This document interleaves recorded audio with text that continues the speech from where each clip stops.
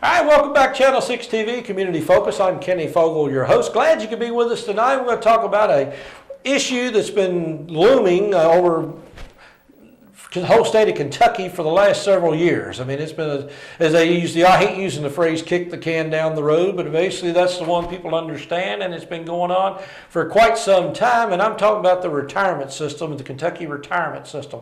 I got Nelda Moore here with me right now. And Nelda, we had a forum a couple nights ago, and we brought in quite a number of people that facts and figures, and everybody had all these grand ideas, but you stood up as a member of the Kentucky retirement system, as somebody that has been involved with the retirement system over various years, and you talked from the heart basically what it meant to you. And I guess that sort of struck me as that's what I want to talk about today. So thank you for coming on the show. Appreciate it. Thank you, Kenny. Because as I said Monday night, I am a pensioner. Mm-hmm.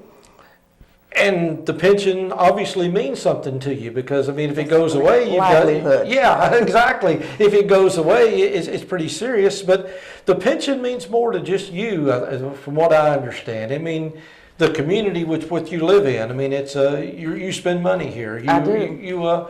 You're an active participant in the community, and as a pensioner, you're able to do that. Yes, Kroger and a landscaping project recently took a lot of money. So the retirement system, they got in trouble. It's been in trouble for several years. And about 20. About 20 years. Mm-hmm. And as somebody that's been donating to it, and I say donating because it came out of your check for many, many years while you were working, you never missed a payment. Exactly. I paid into CERS, County Employee Retirement, when I worked under that system, and I paid into KERS for 28 years and a few months working in that particular job.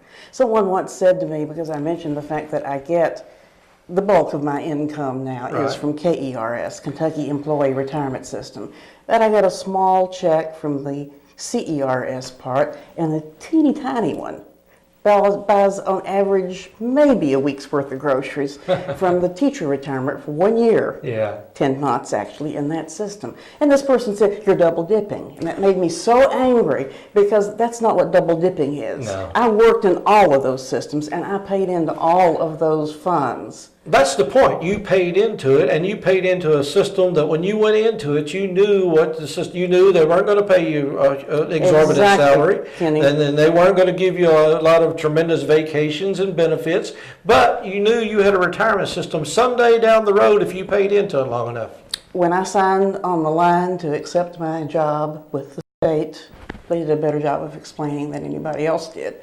It was said, we're not paying you a grand sum of money, and you'll never make a grand sum like you would out in what we refer to as the real world, the public world, but you're going to have a good pension, and you're going to have health insurance. What they didn't tell me, I found out the hard way, was when I turned 65 and went on to Medicare, not because I particularly wanted to, but because that's all the choice there was, all of a sudden I'm paying $104 a month for my Medicare, but then the state insurance comes in and picks up the Advantage plan that covers a few more things. Yeah. So I hope we keep that. You know, I'm worried about health insurance. There's been a lot of surprises. You know, they call it the inviolable contract, where that nothing can change. They can't take your retirement away, but they say promises made, promises kept, and I don't know that that's necessarily the way the concept, the people that are on the retirement system understand that. Well, as I said Monday night, I do not trust this governor and I do not trust this legislature. I think that we have seen one thing said and another thing done already, and I expect, here's what I think is going to happen. I think that we've had a big splash. We had that first study that those consultants in Colorado did, which was draconian. They were going to claw back this, and they were going to cut that, and they're going to do away with health insurance. I mean, it sounded like I'll be eating cat food, and it's going to be my whole meal. If you're lucky. Cat food a day. It was not rosy looking.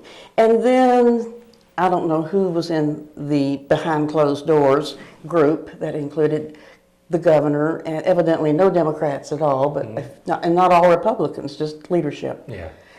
And they have a plan, they say, but they haven't shown it to anyone, and they have not made it public.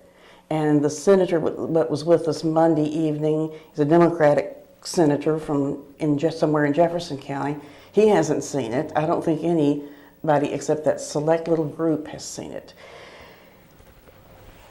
And then they published the Keeping the Promise, which is about 10 or so bullet points. And it sounds, from my perspective, wonderful. Mm-hmm. We're not going to, this is funny. A friend of mine in Owensboro said she has choked up laughing so hard at the bit about not doing away with the COLAs, the cost of living adjustment. State employees, and she's on disability end of it as well, have not had a COLA since 2011. Mm-hmm. What I didn't know until this all came up is that teachers have been getting COLAs every year, and they've been getting a little bit larger one than we were supposed to get but didn't, because, again, it's the way their original agreement when they accepted jobs were, they don't get to pay into Social Security. No, they don't have that. So I did, and that would make a world of difference. It allowed me to pay my mortgage off early, and I have enough money in my monthly income to take care of all of my needs and a few wants as well. But I can see that if they were, I just can't imagine taking clawback's the word. I know. Well, that was days. a huge Scary. cost of living allowance you got over the years. You'd have to pay back. A lot of people would be going bankrupt over that real quickly. And taking health insurance away would make because who uses health care more? People older who aren't retired. Well, from what I understand, state employees got a 3% raise over the last few years, and now they say they're going to pay 3% out of their paycheck in order to ensure they have health insurance when they get there. Exactly. And health insurance. And that's the teachers too. And the teachers too. But the thing about health insurance is it's had a surplus for the last many years. They've actually made a profit on health insurance, and it goes back into other programs that. Oh, you said a key word, going into other programs. Mm-hmm. The reason the retirement liability exists, and the liability exists on future payments, not on current. Mm-hmm. That was very well brought out Monday night, I thought, by the panelists. But anyway, where I was going with this is that, I don't know where I was going. What other projects? Other projects, thank you, exactly. For about 20 years, people, particularly people who worked in Frankfort, now I didn't, I was out in the field, so to speak, and we're watching this and commenting, and I have friends that worked in Frankfurt all of their careers, and they're going to say, look what they're doing. They're not increasing taxes to pay for this bridge or this new school or library or repairing roads or whatever. They don't want to go back because it's not politically safe to go back and do a tax increase. So they paid for it by taking the money that was supposed to be going into the pension, their share of the pension, right, and paying these other things. So when people start to complain about the potential of a tax increase, and nobody wants to use that word, but that's what we're talking about, to fund this, we all got our tax break all of these years that we didn't have to pay for the things that they did. Yes, it's like they borrowed it from us, and now it's time they need to pay it back. We got that same tax break for not having to pay for that new stretch of road from between here and Louisville. And I enjoyed those tax breaks. You enjoyed them. Everybody out there enjoyed them. Well, that was my first question when we first sat down here. You paid every single payment you had to make as an employee. Didn't have a choice. But the state legislature did not. Exactly. And that is really, there's two things that really hit the retirement system. One is it was not funded for the state legislature as it should have been over the years, and we had a huge recession back in 2008. That whammy together basically crashed it all. That's what I think the recession accounts for, the fact that the other systems, the county and city, CERS, and the judicial, and even the teachers, aren't as in deep arrears as KERS, because they didn't have the option of not paying. They paid into theirs. The only thing negatively impacting them now is the recession. And there's also that little bit of thing about, even before I retired in December of 2008, they were already cutting back personnel. As people retired, died, moved away, they weren't replaced. So we've got a smaller workforce. paying into all of this. A smaller workforce that is going to keep the economy locally going. You know, it's a self-fulfilling Well, yeah, prophecy. you got a they smaller created. workforce, you got less money to invest, so the money's got to come from somewhere. And you mentioned the word tax increase a few minutes ago. Whichever politician in listening distance cringes when you say that word. Yes, they call it a change in revenue. Well, tax reform. Well, they're going to, and that's another thing. They're talking about having tax reform over the next year or so, possibly next year. But what's that going to look like? Is that going to help the pension? Is that even going to affect the pension? You know, where's tax reform? What's it going to pay It's for? kind of like when the lottery first came in and we were told it all go to education. It didn't. Right. Some of it may have. I didn't, watchdog where the lottery money went. I've never bought a lottery ticket because I don't have good luck. But be that as it may, yes, we have to make sure that they do it so that it does indeed go into the pension fund. Something I didn't fully understand until Monday night, and I'm not sure I still fully understand it, is because I was confused, and I even asked the question, why can't we get a definitive figure about what this unfunded liability is? Because you hear everything from 40 billion to 64. Yeah. That's a big range. It was explained then, and correct me if I got it wrong, because I'm not really a numbers person. Well, I'm not either, really. Okay, and I do not begin to understand actuarial tables and all of those things. I just, phase out when that gets talked about. But there is money in the retirement system to take care of it as it is now. What they are talking about in an unfunded liability are projected payments to be paid down the road. And that's the reason it's not a firm figure. We don't exactly know what the income return is going to be. We don't know what the number of people drawing. Yeah, all those variables, how many everybody uses a different number. Exactly. There were times there in the earlier stages here, I was wondering, well, sometime maybe around November or May or something, I just stopped getting retirement checks because they're out of money. No, we're talking about the people who are going to retire 10, 20 years from now. But I'm worried about those people too. Yeah. Well, sure, well, just like Social Security. Everybody keeps saying Social Security is going to go broke. Social Security is not going to go broke. Social Security is being used for other things other than Social Security. Just like the pension fund. Exactly. If they use the money for what they say they're going to use it for, nobody's going broke and everybody's happy, but you still got to pay for it. Somebody's got to pay the bill. And again, the employees paid their part, had to. There wasn't any choice. Employees paid their part over the years with an expected return, and that return may or may not be there. That's right. Now, a couple of things that were suggested Monday evening that I saw a lot of nodding heads and a few people applauding were, one is to legalize and tax marijuana, which I'm all for that. Industrial hemp, I think, is getting a little bit of a toehold now. Doesn't UK have some kind of agricultural? They do. Northborough has something too, I think. We need to make that bigger. And then gambling. People right now are going across the river to this boat or that boat, and they could just as easily be spending that money in Kentucky. Well, there's got to be a new revenue stream or revenue source. I mean, I don't think anybody that, even an expert or non-expert, has to admit that you can't pay for something with nothing. You've got to come up with a source, and I think we're all debating as to what that source is, but things start sounding better to us when you're broke. Well, the two gentlemen, one from the firefighters and one from the police, I can't remember their names, Brian somebody, a name I didn't know how to pronounce for the other one.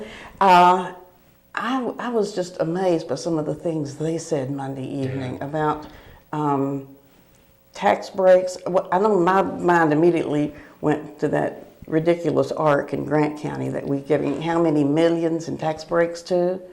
Evidently, these things are scattered all over the state, and maybe we need to rethink some of that. Yeah, I tried to go to the website. He gave me a site to go to, and I couldn't find it. Or maybe I'm just not. I got about 4 steps in, and I couldn't find it. I even emailed him and asked him to give me a little better instructions on that, because he said there's some archaic things in there that could save us billions of dollars, and that's interesting to find that out as well. But before we go, at the end the other night, you told of a letter some lady had written, and that really touched me about as much as anything about her paying taxes. Yeah, I wish I wish you'd told me. I would have brought it and read it now. It was a very short one. It was in the letters to the editor in the Courier Journal last week. Uh-huh. And she, I don't know if it's a she or a he, Yeah, because the I name was, I understand. think, Chris, and that could Okay, be either. right. But we'll say she if you want to. She said, don't cut my taxes. And she went on to list that, like when she got up in the morning, she knew the food that she ate had been inspected and was safe. And water that came out of her faucet was safe. And transportation was, she had a car and she knew it was safe, except if it would be a recall, and that the highways she had to drive on were maintained. All of these things that taxes do. The military is going to get paid. Yes, police, fire, Yeah. military protection, whatnot. And she said, I don't see taxes as a burden. I see them as an investment in our country. She was speaking on a national level. And I see it as an investment in our city, county, and state. And city, county, state, all three of them. That's why we pay taxes for those things. So I could get on a bandwagon about European countries, but I won't. So we got a special session maybe coming up here soon that's Yes. going to find out. And I know I read somewhere just today that there's 100 and some page document that's going to hit any day now is what the bill is going to be. So should we brace ourselves or what Well, can we expect? they said, they being the governor's office, that we were going to have at least 30 days.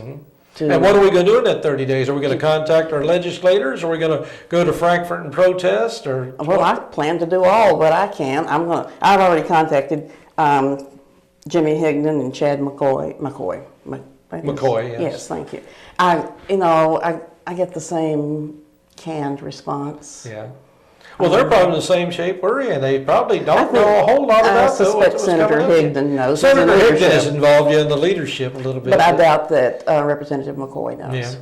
So again, it's an education process for the voters. It's an educative process for the legislators, and especially the people that are involved in the pension system. I mean, something that it's, like I said, it's near and dear to your heart. You want this to stay. You don't want to go away. Yeah, I don't know how much time we got, but I do want to get this part in. What I also anticipate, and I'm no expert, I'm just the pensioner drawing my little pensions.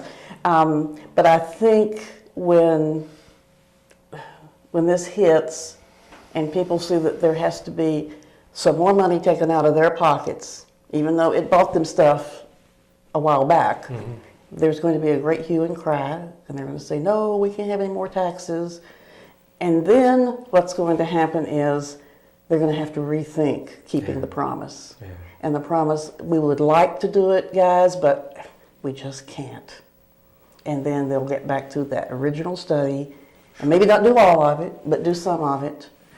And the people who already accepted jobs at lower pay because they're going to have a pension are going to get shafted one more time. And trying to attract new people is going to be even more of a challenge. I don't know enough about 401ks to be able to speak with any intelligence on the subject, but I think it's a very iffy thing to put your whole future existence Well, I've had a 401k, and I would hate to think that I'd have to live off of it because, first of all, I've never been disciplined enough to keep my money going into it, and secondly, it hadn't returned with the kind of money that's going to make me rich nor live a long time. And I have a friend in Western Kentucky who had nothing to do with public work. He was a big wig with the Zurich Company, and he implied over $1 million in the recession. That was his retirement. Yeah. And they talk about gambling. There's no more gambling than the stock market. So if Exactly. you want to gamble, put your money in that and walk away. All right, and I don't. I take risks, but I don't gamble money. Well, Nelda, I appreciate you being here today. I think it's been very informative, and I've enjoyed the conversation. And hopefully we've talked about an issue that maybe people will start listening a little bit more. Again, as she said, it will be coming out of your pocket at some point because somebody else didn't pay the bill. And it's just as simple as that. So this is something you need to talk to your legislators about, inform yourself a little bit about, because you may not care about the pension. It may not be something that you're getting or you care about, and you may think, well, why should anybody else get it? But this is a promise that was made to employees when they went into work years ago at low pay or low benefits. And now that the time to pay off for the state that the promise they may or may not be there. And if it is there, then somebody's got to pay the bill, and that's where we all come in. So again, Nelda, appreciate you being here today. Thanks. Thank you very much. It's been very informative, and Enjoyed the opportunity to speak my mind on the topic.